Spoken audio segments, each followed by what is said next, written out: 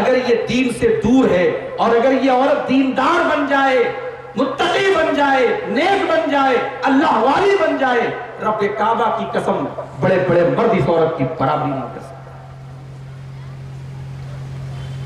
اسی عورت کے بارے میں اللہ کے نبی فرماتے ہیں دنیا کلھا متاع وخیر متاع الدنیا المرأۃ الصالحہ، دنیا کی سب سے قیمتی دولت نیک عورت ہے۔ قرآن کی آیت نازل ہوتی ہے کہ تم سونا چاندی اپنے گھر میں اکٹھا نہ کرو۔ حضرت عمر فاروق رضی اللہ تعالیٰ عنہ اللہ کے نبی کے پاس آتے ہیں، اے اللہ کے نبی، جب سونا چاندی ہم اکٹھا نہیں کر سکتے، ہم بہت زیادہ پیسہ اکٹھا نہیں کر سکتے، ہم بہت زیادہ دولت اکٹھا نہیں کر سکتے، تو اے اللہ کے نبی من ای المال نتخذ، ہم کون سا مال اپنے گھر میں اسٹور کریں، ہم کون سے مال کو بینک بیلنس کریں، ہم کون سے مال کو انویسٹمنٹ کریں، ہم کون سے مال کی سیونگ کریں؟ اللہ کے نبی نے فرمایا لیتخذ احدکم قلبا شاکرا ولسانا ذاکرا وزوجۃ مومنۃ تعینہ علی امر الاخرہ۔ اے عمر، تمہیں اگر اپنے گھر میں بینک بیلنس بنانا ہے، تمہیں اپنے گھر میں مال بنانا ہے، تمہیں اپنے گھر میں اسٹور کرنا ہے، تو تین چیزوں کو تم اسٹور کر لو، تین چیزوں کو تم اپنے گھر میں بچا کے رکھو، سنبھال کے رکھو۔ قلباً شاکرہ، اپنے دل میں، اپنے سینے میں ایک ایسا دل بنا لو جو اللہ کا شکر ادا کرنے والا ہو۔ وَلِسَانًا ذَاکِرًا، اور اپنے منہ میں ایسی زبان پیدا کر لو جو اللہ کا نام لینے والی ہو، جو اللہ کا ذکر کرنے والی ہو۔ وَزَوْجَةً مُؤْمِنَةً، اور تم جب نکاح کر کے بیوی لاؤ تو ایسی دیندار بیوی لاؤ جو اللہ کے دین میں تمہاری مدد کرے۔ عورت دنیا کی سب سے بڑی دولت بھی ہے میرے بھائی۔ آج ہم ایک مسکان خان پر فدا ہیں،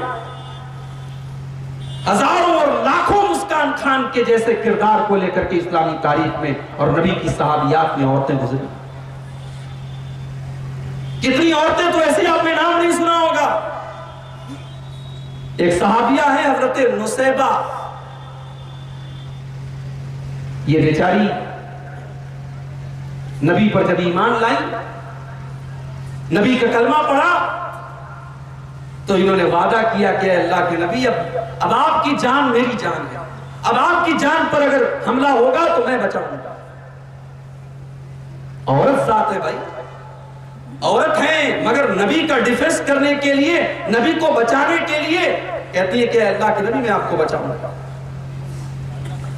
احد کا میدان میں مسلمان جیتی جنگ ہار چکے ہیں، مشرکوں کا پلڑا بھاری ہو چکا ہے، مسلمان بھاگ رہے ہیں، اللہ کے نبی کے اوپر بھی حملہ کیا جا رہا ہے، آپ کا چہرہ زخمی کیا جا چکا ہے، آپ کے چہرے سے لہو بہ رہا ہے، خون بہ رہا ہے۔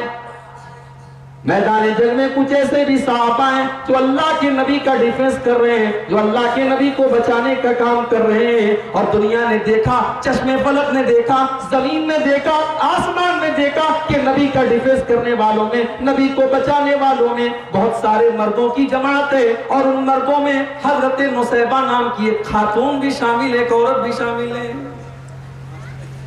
اپنی تلوار سے اللہ کے نبی کو بچا رہا ہے۔ اور آگے بڑھو، نبی اکرم کی زندگی میں ایک لڑائی ہوتی ہے، حنین کی لڑائی۔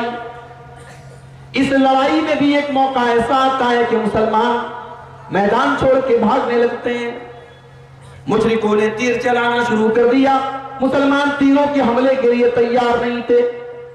لڑائی ایک ایسے جگہ پر ہو رہی تھی، پہاڑی علاقہ تھا، پہاڑی جگہ تھی، مشرکین پہاڑوں کے پیچھے چھپے ہوئے تھے۔ جب مسلمان پہنچے، انہوں نے تیر چلانا شروع کر دیا، مسلمانوں کو میدان چھوڑ کے بھاگنا پڑا، میدان چھوڑ کے مسلمان بھاگ رہے ہیں۔ اللہ کے پیارے نبی میدان جنگ میں کھڑے ہوئے ہیں اور لوگوں کو بلا رہے ہیں، الیک عباد اللہ، اے اللہ کے بندو، تم میری طرف آؤ، تم میدان چھوڑ کے نہ بھاگو، آؤ، تمہیں اللہ کا رسول بلا رہا ہے۔ انا ابن عبد المطلب انا النبی لا کذب، او لوگو، میں عبد المطلب کا بیٹا محمد ہوں، میں محمد ابن عبداللہ ہوں، میں بھاگنے والا نہیں ہوں، میں میدان جنگ میں ڈٹا ہوا ہوں، او لوگو، میں اللہ کا سچا نبی ہوں، آ جاؤ، اپنے نبی کے پاس آ جاؤ۔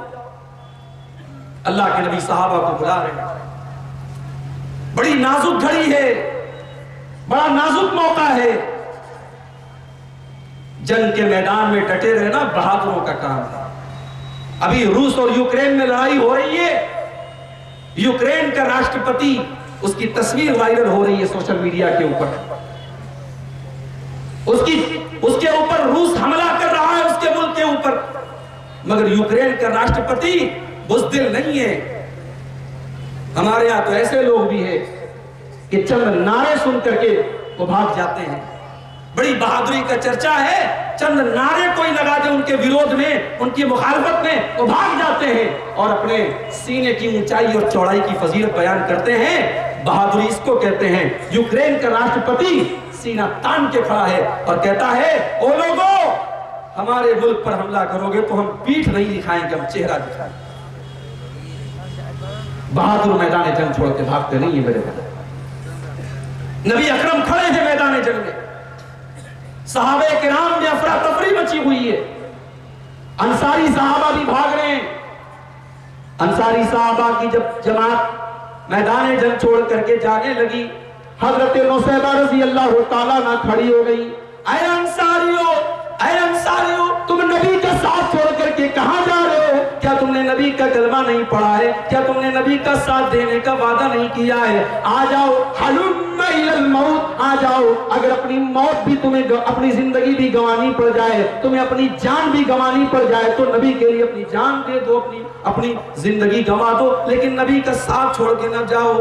حضرت نصیبہ رضی اللہ تعالیٰ عنہ نے میدان جنگ میں کھڑے ہو کر کے جب یہ تقریر کی تو جتنے انصاری صحابہ تھے، اس عورت کی، چونکہ وہ بھی انصاریہ تھی، اسی انصار کے قبیلے سے ان کا تعلق تھا، ان کی بات سن کر کے ان کے اندر ایک ہمت پیدا ہوئی اور پھر تمام کے تمام صحابہ بڑی بہادری سے مقابلہ انہوں نے کیا اور پھر انہوں نے مشرکین کو شکست دی. اور یہی حضرت نصیبہ.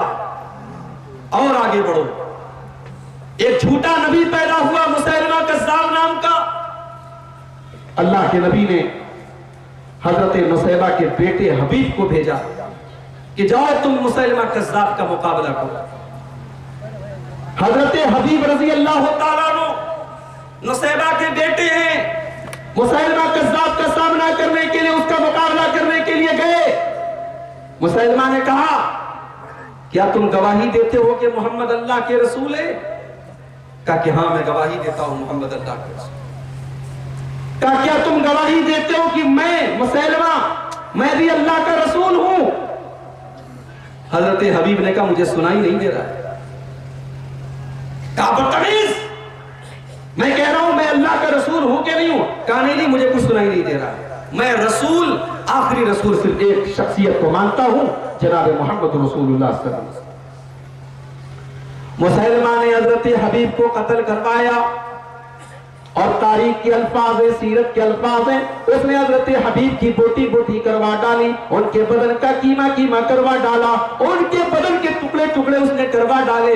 اور جب حضرت حبیب کی یہ ٹکڑی ٹکڑی ٹکڑوں میں بٹی ہوئی جب یہ لاش مدینہ میں پہنچتی ہے اور حضرت نصیبہ اپنے بیٹے کی اس لاش کو دیکھتی ہیں تو کہتی ہیں عادتہ لہذا واحتسبتہ عند اللہ. او لوگو، آج میرے بیٹے کی یہ کٹی پھٹی لاش میرے سامنے موجود ہے. آج میرے بیٹے کی بوٹیاں کاٹی جا چکی ہیں، آج میرے بیٹے کے بدن کے ٹکڑے کیے جا چکے ہیں، لیکن مجھے ذرہ برابر کوئی افسوس نہیں ہے. میں نے تو اپنے بیٹے کو آج کے دن کے لیے تیار کر کے رکھا تھا، میں نے تو اسی لیے اپنے بیٹے کو جوان کیا تھا. آج میرے بیٹے کی زندگی اسلام کے کام آئی ہے، آج میرے بیٹے کی زندگی محمد رسول اللہ کے کام آئی ہے. میں نے تو اپنے بیٹے کو اسی دن کے لیے تیار کیا تھا. نبی کے صحابہ اور نبی کی صحابیات، ہمارا عقیدہ سن لو، اہل حدیث کا عقیدہ سن لو. قیامت کی صبح تک نبیوں کے بعد، پیغمبروں کے بعد، اللہ کے رسولوں کے بعد اس روئے زمین میں اتنی مقدس جماعت نہ گزری ہے نہ گزرے. ہمارا عقیدہ یہ، دنیا کا عقیدہ کچھ بھی ہو، ہم نے نبیوں کے بعد اور رسولوں کے بعد اگر کسی کو مقام دیا ہے تو نبی کے صحابہ کو. اور جانتے ہو نبی کے صحابہ کون ہیں؟ میں آج کی تقریر صرف ایک آیت کی روشنی میں کروں گا، صرف ایک آیت پڑھوں گا، اسی آیت کی روشنی میں صحابہ کا مقام بیان کر کے میں اجازت لے لوں گا آپ سے۔ کون سی آیت ہے وہ؟ قرآن مجید میں سورہ فتح کے نام سے ایک سورت ہے، سورہ فتح کی آخری آیت ہے۔ آئیے ذرا اس آیت کریمہ کو سمجھ لیتے ہیں۔ نبی کے صحابہ کی عظمت کو سمجھنے کے لیے میرے بھائیوں صرف اس ایک آیت کو سمجھ لیجئے، بات آپ کو سمجھ میں آ جائے۔ محمد الرسول اللہ، محمد اللہ کے رسول ہیں، والذین معہ، اور جو آپ کے ساتھی ہیں، جو آپ کے کمپینین ہیں، جو آپ کے ساتھ رہنے والے لوگ ہیں۔ یہاں غور کرنے والی بات یہ ہے، جب نبی کے صحابہ کی بات چل رہی ہے، جب مقام بیان کیا جا رہا ہے نبی کے صحابہ کا، جب عظمت بیان کی جا رہی ہے نبی کے صحابہ کی، تو شروع میں یہ کیوں کہا جا رہا ہے کہ محمد اللہ کے رسول ہیں؟ اس کو سمجھنے کے لیے آؤ 1400 سال پہلے چلتے ہیں۔ سن 6 ہجری کا زمانہ ہے۔ اللہ کے نبی 1400 صحابہ کرام کو مکہ مدینہ سے لے کر کے مکہ جا رہے ہیں، احرام پہنے ہوئے ہیں، عمرہ کرنے کے ارادے سے اللہ کے نبی نکلے ہوئے ہیں۔ حدیبیہ نام کی ایک جگہ پر مکہ کے کافروں نے روک لیا، اے محمد آپ مکے میں انٹری نہیں کر سکتے، اے محمد آپ کے صحابہ مکے میں انٹری نہیں کر سکتے، آپ مکہ میں داخل نہیں ہو سکتے۔ کہا کیوں؟ ہم تو کوئی ہتھیار لے کے نہیں آئے، ہم تو لڑنے کے لیے نہیں آئے، ہم تو احرام کا کپڑا پہن کر کے آئے ہیں، ہمارے ساتھ تو قربانی کے جانور بھی ہے، ہم تو عمرہ کرنے کے لیے آئے ہیں، ہم تو اللہ کے گھر کا طواف کرنے کے لیے آئے ہیں، تو ہم کو کیوں روک رہے ہو؟